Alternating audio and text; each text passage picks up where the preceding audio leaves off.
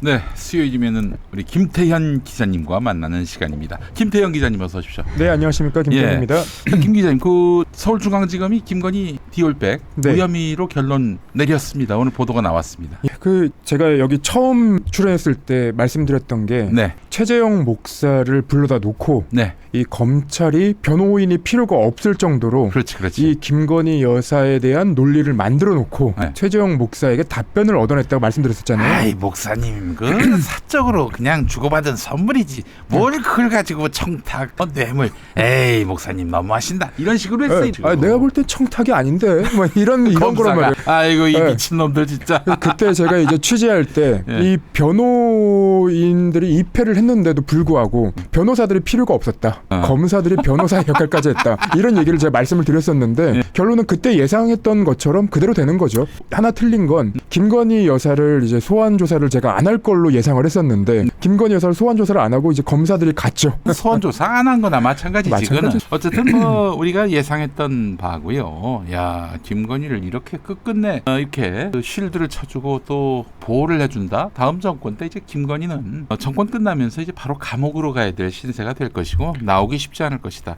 만약에 김건희를 또 무슨 국민통합 운운하면서 풀어준다. 내가 진짜 그 얼굴에 침을 뱉을 겁니다. 네, 이 통합을 운운하면 안 되죠. 왜냐하면 이 윤석열 대통령이 취임 3년 차까지 불과 8월 15일까지 이 반국가 세력을 운운하면서 국민을 분열시키고 있는데 그렇지. 왜 국민 통합을 위해서 김건희 여사를 봐줘야 된다는 겁니까? 그거 이해할 수 없는 얘기예요. 네, 맞습니다. 정확합니다. 자, 오늘 우리 김태형 기자님과 함께 그 풀어낼 이야기들이 너무나 중요한 이야기들입니다. 첫 번째 이슈 어떤 이야기 해볼까요? 이거죠. 마약 수사무마. 어제 청문회 있었는데 네. 지금 저 백혜룡 경정, 저분이 이제 마약 수사 팀장을 했었는데 그 앞에 보이는 김찬수 전 영등포 경찰서장. 이 사람이 백혜룡 경정한테 수사 방해를 했잖아요. 사실은 용산 운운하면서. 그렇습니다. 그 녹음 파일도 이제 공개가 됐는데요. 네네. 백혜룡 경정이 이게 이제 어디서 외압이 오는 건지를 계속 문제 삼고 그리고 내가 어떻게 이제 수사를 진행할 수 있겠느냐. 뭐 경찰청에서 내려오는 거냐. 경찰청에서 외압이 내려온다면 그 외압의 방향성은 정권에서 오는 거 아니냐. 용산에서 오는 거 아니냐. 그렇게 의심할 수밖에 없다는 거였고 네. 이제 김찬수 뭐 행정관이나 뭐 이런 사람들이 얘기한 건 그런 건 아니다. 네, 김찬수 영등포 경찰서장 자기 직속 상관이었는데 지금은 용산 대통령실 행정관으로 있어요. 그렇죠. 예. 이게 행정관으로 가는 사람들, 뭐 경찰이라던가 아니면 검찰이라던가 이런 데서 근무를 하다가 대통령실 행정관으로 가는 분들의 이제 면면을 살펴보면 정권에서 믿을 사람들만 부르는 거 아니에요. 윤석열 대통령의 술 친구들이 굉장히 많습니다. 그 정도가 아니라. 네, 이분이 딱 그렇다는 건 아니지만 이 뜬금없이 경찰이나 뭐 검찰이 희한한 곳에서 툭 튀어나온다? 그러면 이제 윤석열 대통령의 술 친구가 아닌가라는 의심을 할 수밖에 없는 상황입니다. 그렇죠. 예. 네, 아무튼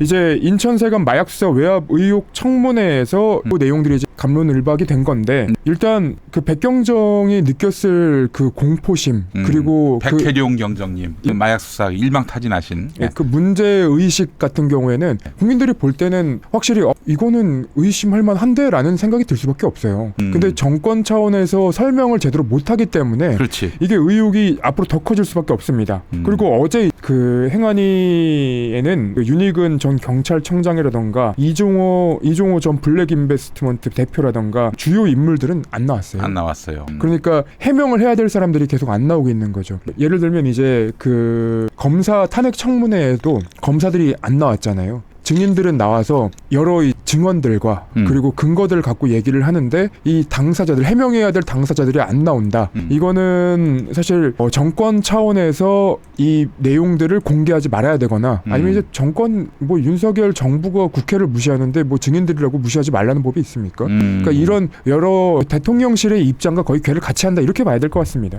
뭐 하여간 이번 사건은 너무나 간단하고요. 용산 이라는 말을 안 했다 이렇게 지금 아주 수세적으로 나오잖아요. 김찬수 등이. 근데 우리가 봤을 때는 용산이 안 나올 수 없는 일이고 이게 엄청난 마약 사건 아닙니까? 그렇죠. 74kg짜리 마약이 말레이시아에서 들어왔는데 이게 2,200억짜리고 220만 이상이 쓸 수 있는 그런 마약이란 점에서는 이걸 잡아낸 것 자체는 이건 진짜 경찰청장 될 일이에요. 그렇죠. 그것도 이 정권이 또 마약 수사 열심히 한다. 뭐 국민들한테 여러 차례 그렇게 공언을 했고 아니 아니 실제로 그 이태원 참사 때도 우리가 마약 수사하느라고 네. 그 저렇게 사고가 나도 손쓸 수가 없었다 이런 식의 논리를 은근슬쩍 그렇게 국민들에게 이야기했던 이 정권 아닙니까? 근데 이거 맞습니다. 엄청난 마약을 잡아낸 건데 지금 이 백경정은 이렇게 고초를 당하고 있고 좌천당하고. 그렇죠. 이 정권에서 뭐 이제 박정훈 대령도 그렇고 이 백경정도 그렇고 수사를 제대로 한 사람들이 오히려 그렇지. 핍박을 받고 있죠. 그렇습니다. 네, 그리고 그 이태원 참사 때 저희가 기억하기로 그때 취재를 하고 기사를 썼었는데 그때는 당정대 그 국회에 모여서 마약 수사에 대한 논의까지 했었어요. 그렇죠. 그 네. 이후에 이제 마약 수사 키트도 막 경찰에서 막 사고 맞습니다. 네, 그런 이제 결과적인 모습까지 다 확인이 되는데도 불구하고 마약 수사 때문에 이태원 참사를 막을 수 없었다? 이거 다 부정했었잖아요. 그렇죠. 근데 이번에 그럼에도 불구하고 계속 마약 수사의 중요성을 계속 이 정권에서 말하고 있었고 대통령실 자체가 이 마약 수사를 엄청 천명을 했고 법무부 장관 자체도 그 당시 한동훈 법무부 장관도 굉장히 마약 수사에 대해 강한 어조로 얘기를 했었는데 이 마약 수사를 제대로 했다는 이유로 외압을 당하고 그리고 그 좌천까지 당했다는 것은 굉장히 비상식적이죠. 그렇죠. 그리고 이번 청문회에서 자꾸 이제 대통령실을 언급했네 언급하지 않았네가 곁다리로 빠지는데 네. 물론 그러니까 용산을 언급했는지 안 했는지 여부도 굉장히 중요하지만 마약을 이렇게 발견을 했는데 만약에 이 발견을 했음에도 불구하고 수사를 못하게 했다. 그러면 용산을 언급했냐 안 했냐의 문제가 아니라 왜 못하게 했는지가 밝혀져야 되는 거예요. 그렇지. 그런데 그 곁다리로 용산을 언급했네 안 했네만 얘기하다 보면은 그렇지. 예, 사건이 또 옆으로 빠져나가는 거예요. 아니 세상에 이게 말레이시아의 그 마약 조직이 왜 그 국내에 들어올 수 있게 했느냐 이게 아니라 아니 대놓고 고의적으로 적극적으로 그렇게 풀어준 거 아니에요. 그렇습니다. 예, 그러면 이거는 세관이 조직하고 뭔가 연관돼 있다 네. 이렇게 볼 수밖에 없는 거고 그게 사실은 본질이고 그 과정 속에서 용산과의 연계설 이런 것들이 규명될 수 있을 것 같은데. 그리고 김찬수 행정관이 자기는 대통령실에 연락을 받은 적도 없다 이렇게 얘기했거든요. 근데 우리 국민들이 네. 이 대통령 정부 관계자들의 말을 믿을 수가 없습니다. 왜냐하면 최상병 특검 그때도 이제 청문회 때도 대통령실 관계자들이 전부 다 전화 받은 적 없다고 했거든요. 네. 그때 전화한 거 다 나왔어요. 그렇지. 수사가 진행이 되거나 통신 기록이 조회가 돼서 이 연락한 게 밝혀져야 그때서야 했던 것 같다라고 얘기를 하니까 우리가 믿을 수가 없는 거예요. 사실 이걸 뭐 국회에서 얼굴 드러내놓고 청문회에서 진실이 규명되기는 어렵습니다. 솔직히 얘기해서 역대 뭐 국회에서 벌어진 청문회 뭐 국정조사 때 밝혀진 진실은 딱 하나밖에 없어요. 앙드레김 본명이 김봉남이다. 이거 네. 말고는 밝혀진 진실이 거의 없다. 이런 그렇죠. 얘기가 나올 지경인데 결국 이것도 특검으로 갈 수밖에 없겠네요. 그렇죠. 그러니까 이 법을 아는 사람들이 얼마나 법을 갖고 장난을 치냐면 어제 김성애 의원이 질문을 해요. 김찬수 행정관한테 네. 통화한 적이 있냐? 네. 누구하고도 연락한 적이 없냐라고 네. 물어보니까 한 기록이 없다. 이렇게 얘기를 합니다. 기록이 없다. 기록이 없다. 단순히 그게 또 딴 얘기지. 네, 그래서 같은 얘기 아니야. 전화 안 했다 하고 같은 얘기가 아니야. 네, 그래서 단순히 통화 기록을 얘기하는 게 아니라 그런 대답을 피하지 말고 연락한 적이 있는지 없는지 얘기해봐라 라고 네. 얘기했더니 연락이 없던 것으로 기억한다 라고 얘기를 합니다. 또 기억한다. 여기 기술 들어간 거예요. 기술 들어간 거죠. 예, 기억한다. 그 만약에 그 실제로 통화한 게 드러나더라도 내가 그걸 기억을 못했습니다, 여러분. 그렇게 되는 나오는 거죠. 거야, 이렇게. 그러니까 우리들 그러니까 보는 국민들의 입장에서는 또 기술 쓰고 거짓말 하네라고 생각할 수밖에 없는 거예요. 그렇죠. 예전에 생각이 납니다. 모 대학 뭐 국내에서 알아주는 대학의 총장님이 그 신정아 씨하고 그 특별한 관계였는데 그 신정아하고 만났느냐 물어봤더니 기억이 안 납니다. 기억이 안 납니다. 만났다는 얘기지 사실은. 그렇죠. 네. 우리는 소수들은 다 압니다. 기억이 안 난다 그러면. 그리고 질문 내용 중에 하나를 더 찝어보면 윤건영 더불어민주당 의원이 이제 이런 얘기를 해요. 수사 성과를 자랑하기 위해서 경찰청장에게도 보고했고 브리핑까지 다 마쳤던 것을 갑자기 입장을 바꿔서 막는다면 여기서 누가 거짓말을 하고 있는 것인가? 이러니까 국민들이 의심하는 거다라고 이제 질문을 하니까 뭐 또 경찰청장이 이제 부실 수사 의혹을 막 선을 긋는다 이런 평가는 이제 기사들도 있는데 결국은 너무 단순한 거예요. 이거는 yes or no예요. 그렇지. 대통령실에 외압이 있었는가 없었는가 기억난다 아니그다가 아니라 없었다 혹은 있었다 둘 중에 하나만 대답하면 되거든요. 아니 대통령실로부터 전화를 받는데 그걸 기억 못한다? 이거 뭐 언제적 얘기입니까? 그게 작년 얘기 아니에요. 그렇죠. 그걸 잊어먹었다? 기억이 안 난다? 말이 안 되는 거지. 말이 안 되는 겁니다. 알겠습니다. 자, 이 결국에는 뭐 얘네들은 지금 자기들이 무너지면은 다음 용산도 무너진다. 용산 무너지면 이제 한남동으로 가는 거지. 그래서 그걸 막기 위해서 아주 열심히 디펜스 치고 있는데 이제 국회에서의 이 발언들, 이 김찬수 나는 뭐 용산 관련해서 저 백혜룡 경정한테 연락한 바가 없다. 이렇게 주장하고 있는데 나중에 드러나면은 굉장히 무거운 처벌을 받게 될 거예요. 근데 이게 이제 저희가 한두 명만 이러는 게 아니라 이 국회에 출석한 대부분의 그 정부 관계자들이 거짓말을 하니까 이렇게 해서 정부 관계자들이 전부 다 처벌을 받기 시작하면 이 시스템이 얼마나 무너질지 사실 너무 걱정됩니다. 너무 많이들 거짓말했어. 알겠습니다. 자, 요거 하여간 어제 청문회를 계기로 해서 이제 뚝이 무너졌고요. 특검으로 가야 될 사안이 됐습니다. 근데 사실 참 너무 안타까운 게 말이죠. 결국에는 모든 문제가 정권 타도를 통해서 이루어질 수 있다는 점. 뭐 청문회든 뭐 국정조사든 뭐 하여튼 진실규명이든 방법은 다양할 텐데 어쨌든 정권 타도 없이는 불가능하다. 그렇죠. 이제 어제 그 마약 수사와 관련해서는 사실 마약을 잡으면 2계급, 4계급 승진할 수 있는, 특진할 수 있는 기회를 잡을 수 있는 상황인데도 불구하고 이걸 못하게 했다는 게 이해가 안 가는데도 너무 문제점이 많지만 이 상황이 모든 방향성이 대통령실을 향하고 있으니까 기존에는 사실 대통령실뿐만 아니라 대통령실보다도 그러니까 청와대보다도 그 밑에서 누군가가 장난을 하다가 걸리는 경우들이 많았는데 이제는 대통령실에 직접 타격이 갈 수밖에 없는 일들이 있다 보니까 이거는 어떻게 밝혀내야 될지 정말로 이제는 탄핵을 거론해야 되는 상황이 되는 건지 이거는 좀 이제 국회 차원에서도 굉장히 심각하게 논의해야 됩니다. 이제 대통령 탄핵으로 가야 돼요. 용기를 내서 이제 이것 말고는 길이 없다. 만약에 계속해서 때를 보다가 민주당도 원망을 듣게 된다니까요. 이제 그렇죠. 탄핵으로 가야 합니다. 국민들도 많이 공감하실 거예요. 그리고 사실 저 꼬리를 자르기에는 요즘 공직자들이 매우 유능합니다. 대단히 유능한 사람들이기 때문에 밑에서 장난쳐가지고 윗사람이 골탕을 먹는 그런 일은 없어요. 윗사람이 그 나쁜 짓을 해가지고 밑에 사람들이 골탕을 먹겠죠. 그렇죠. 지금 그 구조입니다. 자, 오늘 굉장히 또 중요하게 다룰 사안인데 우리는 그냥 검찰이 윤석열이가 문재인 전 대통령을 못 살게 굴려고 저렇게 특혜 채용? 네, 특혜 채용. 사위 특혜 채용 논란을 야기했고 최근에 문 대통령 부부에 대한 계좌수색을 했다. 법원으로부터 영장 받아가지고 그렇게 알고 있는데 너무 사실 좀 이와 관련해가지고 친문 국회의원들 또 전직 비서실장이죠. 임종석 전 의원 같은 사람들이 검찰의 보복 수사 이렇게 얘기하고 있습니다. 네. 근데 그렇게 얘기하기에는 뭐 이를테면은 뭐 사위를 특혜 채용한 바가 없다. 뭐 그런 구체적인 어떤 반박 자료가 나와야 되는데 그냥 제가 봤을 때는 뭐 보복 수사다 이렇게만 얘기하고 있는 것 같은데 많은 분들이 잘 몰라요. 이 사안에 대해서. 우리 김 기자님 예전에 취재하신 적이 있으셨다고요? 그렇죠. 요 내용들은 이제 2020년에 고발이 들어가고 나서 검찰이 수사한다고 했을 때는 사실 정권 차원의 문제였기 때문에 요 내용을 팔로우할 수밖에 없었죠. 굉장히 큰 폭발력이 있는 문제였고. 2020년 그때가 9월이었습니다. 맞습니다. 4월에 총선이 있었고 총선에서 더불어민주당이 압승을 했고요.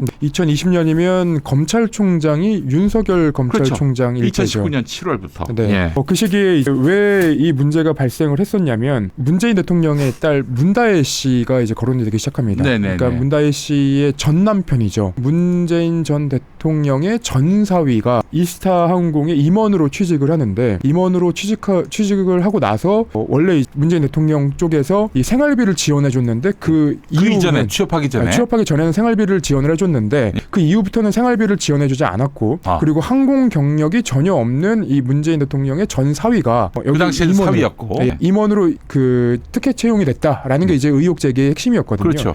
그 이후에 이제 한 2년 가량 동안 연봉을 한 2억 정도를 받았던 걸로 보도가 나오는데 지금은 퇴직한 상태고. 그러니까 2억 정도를 받으면서 이게 사실은 이제 문재인 전 대통령이 줘야 될 생활비를 이 이스타 항공에서 대신 준 것 아니냐라는 이제 의혹이 핵심이에요. 여기에서. 그리고 문재인 대통령의 가족들이 그러니까 문다혜 씨와 가족들이 태국으로 이민을 가는데 거기에 뭐 주거 비용이라든가 이런 것들 이스타항공에서 다 대주고 그리고 뭐 비행기를 타고 다닐 때 다 무료로 해줬다. 뭐 이런 서울하고 태국 오갈 때 네, 그런 것들을 이제 검찰에서 볼 때는 뭐 뇌물성. 왜냐하면 이상직 전 의원을 중진공에 임명을 할 때 그거 관련된 것이 있지 않았냐라는 것들이 전방위적으로 이스타항공의 실소유주인 이상직 씨를 중소벤처기업진흥공단 이사장으로 말하자면 공단의 이사장으로 이렇게 캐스팅한 거 아니에요? 문재인 맞습니다. 정부가 네. 그런 직후에 사위가 항공사 경험이 없는 사위가 이스타항공에 취업을 했다. 그렇죠. 근데 뭐 한국에 있으면 좀 논란이 되니까 태국으로 보낸 거 아니냐 이런 설도 있었고요. 검찰이 왜 이 부분을 의심을 했었냐면 이상직 전 의원이 문재인 정부 시절인 2018년 3월에 중소기업진흥공단 이사장에 취임을 했는데 네. 넉 달 뒤에 예. 이제 이 전 사위가 그러니까 채용이 돼요. 예. 그렇기 때문에 거기서 이제 특혜가 발생한 것 아니냐. 그러니까 이상직 전 의원을 중진공 이사장으로 앉히는 대신에 이 전 사위를 이제 임명한 거 아니냐. 요 부분을 이제 의심을 하는 거죠. 네. 그래요. 누가 보더라도 그 부분은 좀 명쾌하지가 않습니다.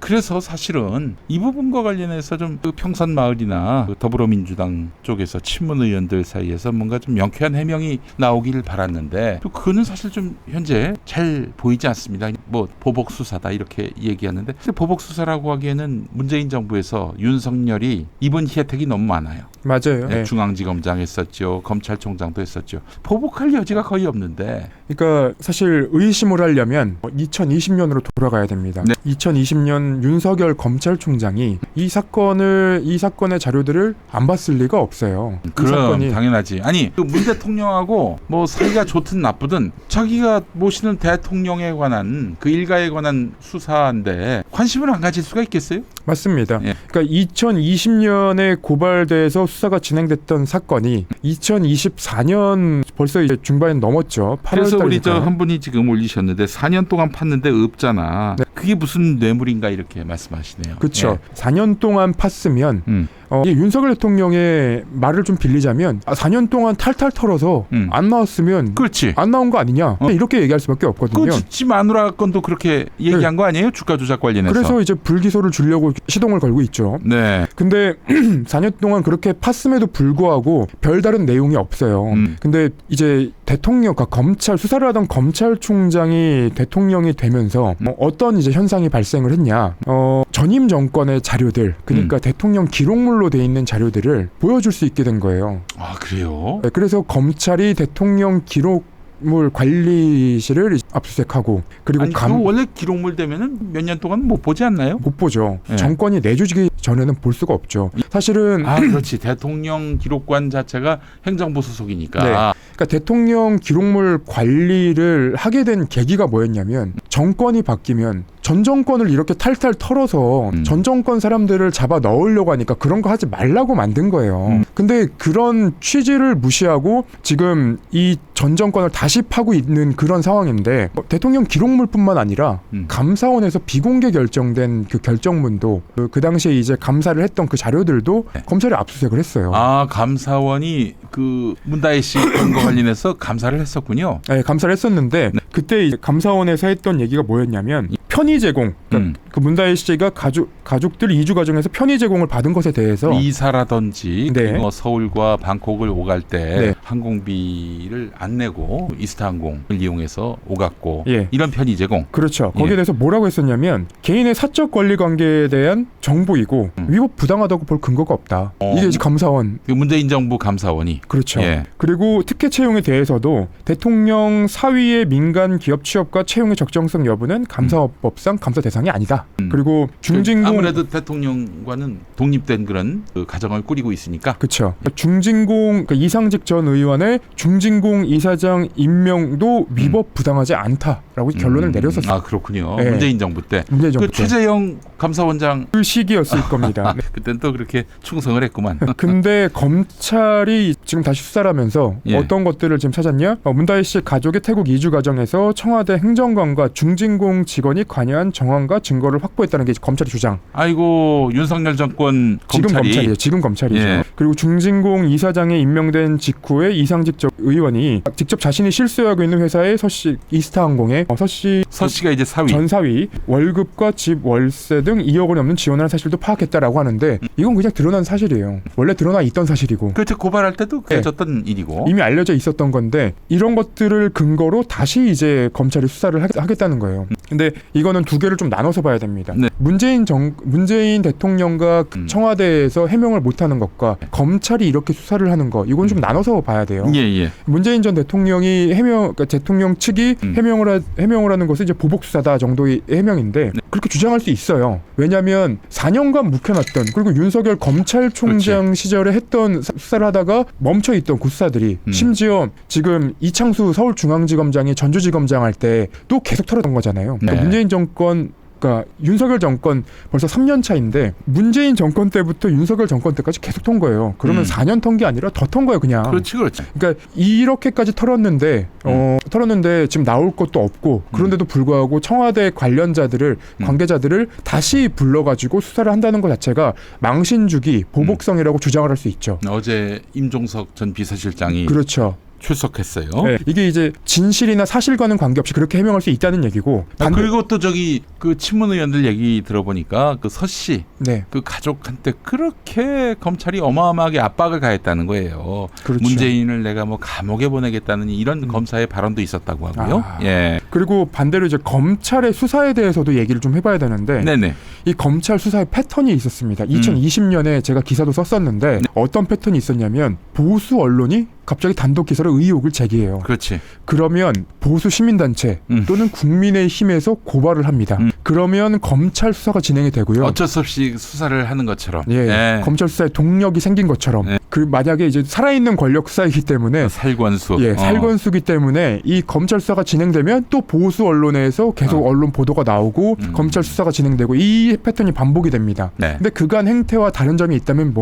뭐냐 하면 여태까지는 정치인들이 대통령이 됐기 때문에 이 전임 정권의 그 자료들이 있더라도 정치적으로 해결을 하려고 했어요. 그렇지. 근데 이 정권은 윤석열 정권은 하고 싶은 정책이 없습니다. 방향성도 없고요. 자기가 밤에 그 술 처마시는 거 이것만 보장해주면은 그렇죠. 그래서 일각에서 그런 얘기도 있었어요. 야, 너 3년 동안에 그 술 마시는 거 보장해 줄 테니까 그 국정 관여하지 마라. 그렇게 얘기해야 한다. 말씀하시는 분도 있습니다만. 그래서 정책과 방향성이 없기 때문에 야당과 협치하지 않고요. 네. 야당 대표와 만나지 않고요. 그러면 어떤 일들을 하는가? 수사를 통해서 그냥 그 일반 국민들이 야, 전임 정권이나 현 정권이나 다를 게 없네. 다 더럽네. 이러면서 정치 혐오를 만들게 하는 게 목표인 것 같아요. 정치 혐오는 결국 보수 정당에게만 도움이 되는 거예요. 그렇죠. 뭐 비가 오나 눈이 오나 뭐 바람이 불어도 항상 투표하는 분들은 그런 분들 아니겠습니까? 그래서 그 검찰이라는 칼자루를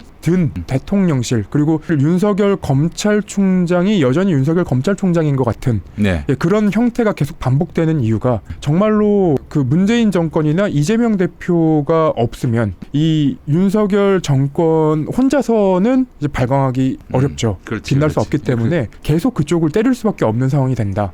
그래서 이 사건의 진실 여부와 상관없이 이 윤석열 정권이 끝날 때까지 문재인 그리고 이재명에 대한 수사를 멈추지 않을 것이다. 그렇죠. 저는 맞습니다. 그렇게 봅니다. 저도 그렇게 봅니다. 이 사건 관련해서 그 문 전 대통령이 이런 사악하기 짝이 없는 사이코패스, 깡패 검찰로부터 불이익을 당하는 것은 아닌지 모르겠어요. 저는 그러진 않을 거라고 봐요. 그러니까 이 사건을 지금 4년 가까이 수사를 했는데 별다른 게 벌써 아직까지 기소 못하지 않았습니까? 그러니까 이제 기소할 수 있는 거 아니야. 사실 이재명 대표 거는 뭐 수년 전 일도 다 들춰내가지고 그렇게 불이익을 주려고 길을 쓰는 판인데 이 건 관련해서 무죄가 나오든 유죄가 나오든 일단 이거 특혜 채용으로 엮어가지고 이렇게 문 전 대통령부터 시작해서 온 가족을 망신주는 그런 일을 안 할까요? 윤석열이가? 지금 망신 주려고 수사를 계속하고 있죠. 근데 이것 또한 결론을 내기 굉장히 힘들 겁니다. 왜냐하면 윤석열 명예훼손으로 이제 수사를 했었잖아요. 언론사 기자들을. 근데 저는 기자들을 수사하면서 실은 이게 원래 큰 그림은 기자들을 수사하고 기자들이 민주당 관계자들과 소통하고 민주당 관계자들이 만약에 이재명 그때 대선 캠프에 있었다면